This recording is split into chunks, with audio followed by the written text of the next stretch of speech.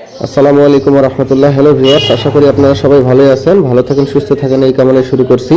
তো আমি আজকে আপনাদেরকে দেখাবো যে একটা মৌজার নকশায় বিডিকেট বা অটোক্যাডের যে কাজগুলা, একটা মৌজার নকশা আপনি ইনসার্ট করার পরে যে কোনো একটা দাগ নম্বরের আপনি পরিমাণটা কিভাবে জানবেন যে আমার এই দাগ নম্বরে কতটুকু জমি আছে। হ্যাঁ, তো আপনারা এর আগে আমার যে ভিডিওগুলো দেখেছেন সেগুলোতে আমি আপনাদেরকে দেখিয়েছি যে একটা জমি আপনারা কিভাবে পলিলাইন করবেন। হ্যাঁ, পলিলাইন করে কোথা থেকে কত ফিট কি আছে না আছে এগুলো কিভাবে জানবেন। তো ওগুলার পাশাপাশি এখন আমি আপনাদেরকে আজকে দেখাবো যে একটা জমির আপনি ধরুন এটা 231 দাগ নম্বরটা, এটাতে কতটুকু জমি আছে এটা জানবেন আমাদের আজকে বিষয়। হ্যাঁ, তো এটা আমি আপনাদেরকে এখন দেখাবো। তো আপনারা করবেন কি, আপনারা এই যে নিচে হলো ডান সাইডে, ভিডিও ডান সাইডে দেখেন যে আমাদের আইকনগুলো আছে, এখান থেকে আপনারা এই হলুদ আইকনটাতে ক্লিক করবেন। ক্লিক করলে দেখেন নিচ থেকে উপরে এরিয়া নামক একটা অপশান আছে, এইটাতে ক্লিক করবেন।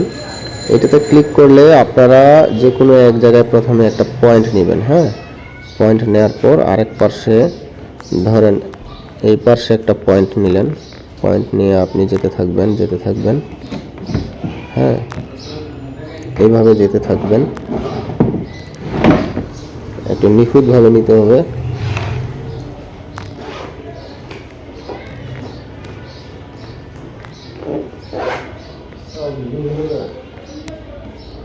বাস্তবে কাজ করার সময় যত নিখুঁত পারেন আপনারা করবেন, ভিডিওটা যেন লং না হয় এজন্য আমি একটু দ্রুত করতেছি।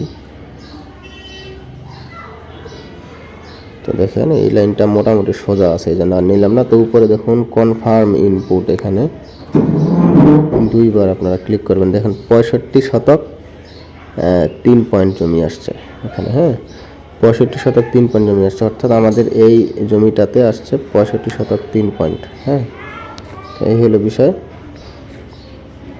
এই যে দাগ নম্বরটা 231 দাগ নম্বর, এখন আপনি এটাতে আপনার জানা থাকলো যে আপনার জমিটা 231 জায়গায় 65 শতক 3 পয়েন্ট জমি আছে।